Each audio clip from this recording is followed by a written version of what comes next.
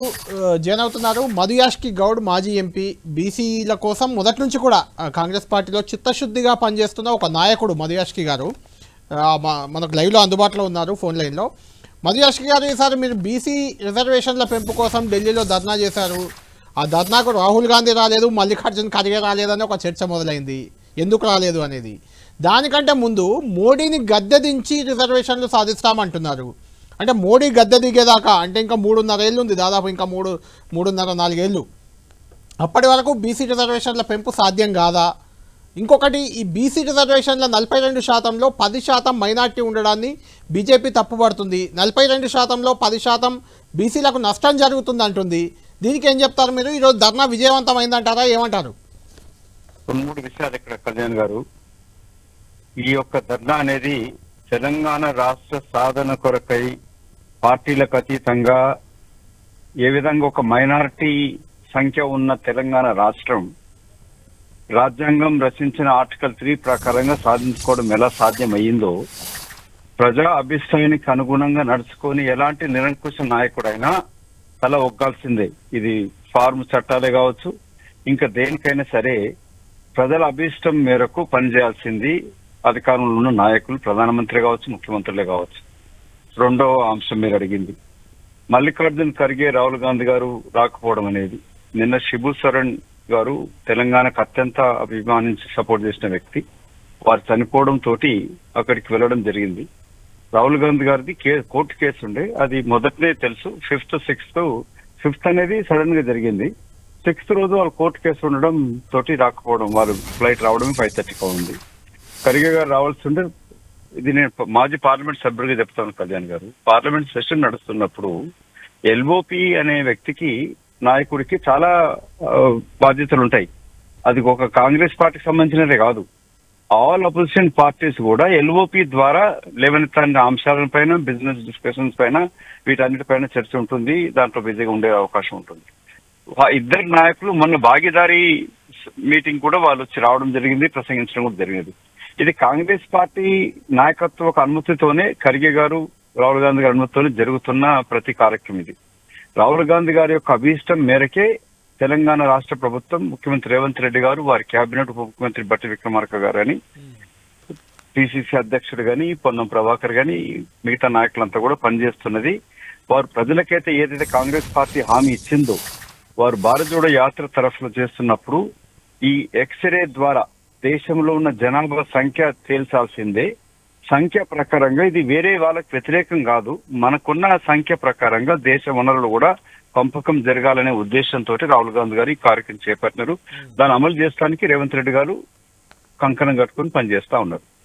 మూడో విషయం మీరు అడిగింది, 42% సాధ్యమైన మోదీని గద్దె దింపడం అనేది.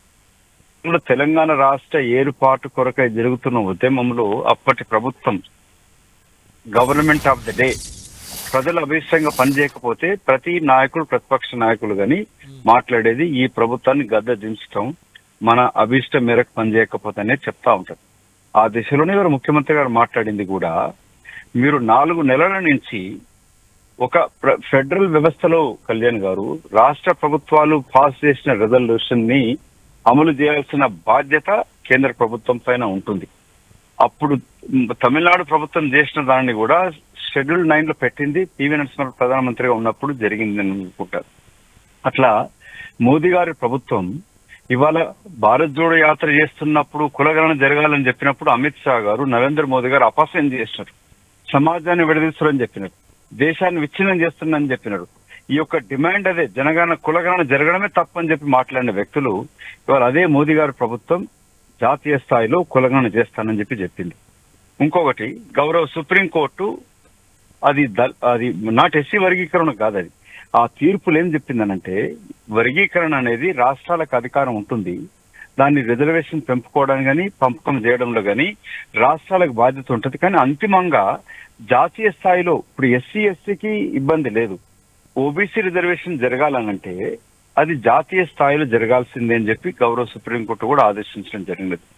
రాష్ట్రాలకు అధికారం ఉన్నది సంఖ్యను పెంచుకోవడానికి. ఇవాళ తమిళనాడు ప్రభుత్వం 69% రిజర్వేషన్స్ అమలు చేస్తా ఉంది, గత 30-40 సంవత్సరాల పై నుంచి అమలు చేస్తా ఉంది.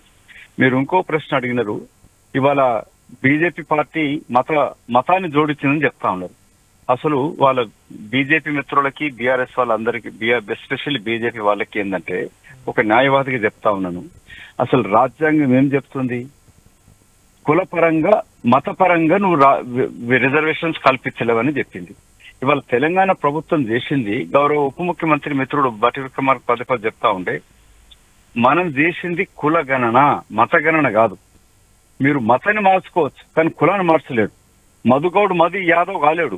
నేను కెనాట్ చేంజ్ మై కాస్ట్. అంటే మధుయాష్కి గారు అంటే కొంతమందిలో ఉన్న అనుమానం అడుగుతున్నాను మీకు. 42% బీసీ రిజర్వేషన్లు అంటే అందులో మైనార్టీలు కూడా వస్తున్నారు కదా, ముస్లింస్ కూడా వస్తారు కదా.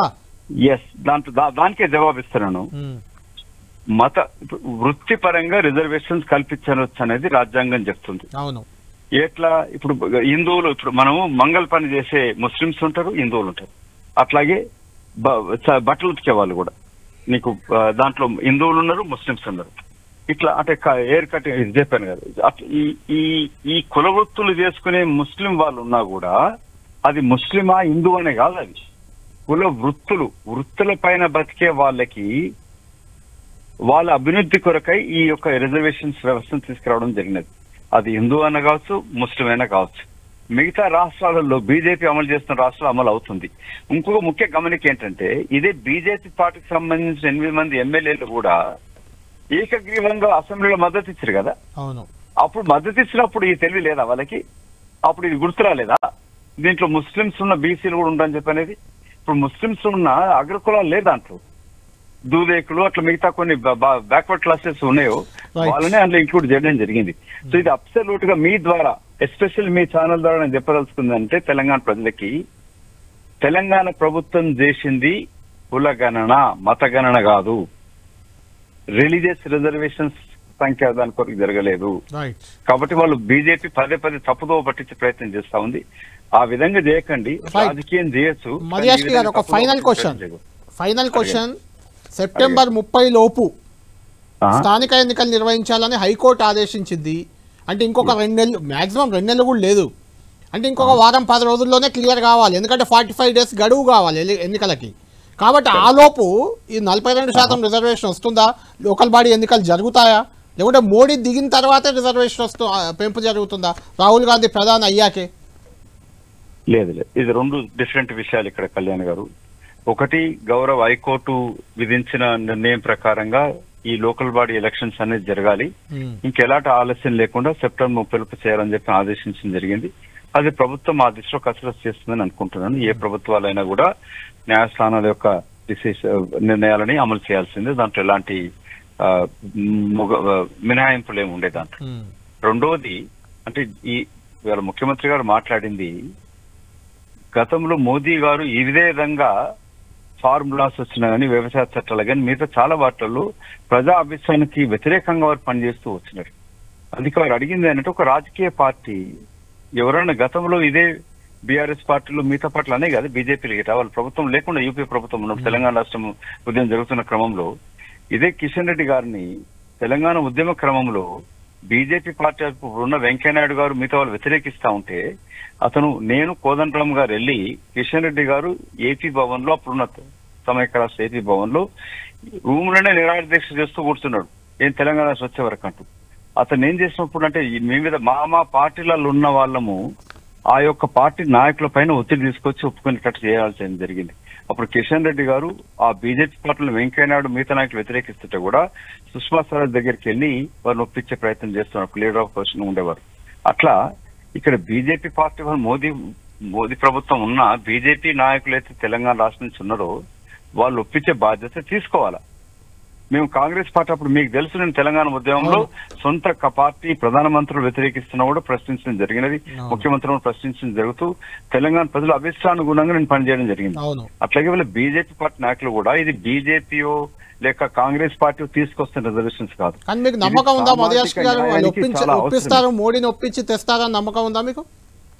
చెప్పాలి. నేను నా 2 నిమిషాలే మాట్లాడి అక్కడ కళ్యాణ్ గారు, నేను చెప్పింది కూడా ఏమనంటే, మోదీ గారి ప్రభుత్వం ఆలస్యం చేయగలుగుతుంది కానీ దీన్ని అడ్డుకోలేదు, ఆపలేదు. ఇంపాసిబుల్. వాళ్ళు దేమే పొడిగించవచ్చు, ఆప ప్రయత్నం చేస్తారు కానీ ఇది జరిగి తీరాల్సిందే, జరుగుతుంది. వాళ్ళు ఆపలేరు దీన్ని. Right, thank you Madhu Yashki garu, thank you very much. Thank you, right. Kalyan గారు.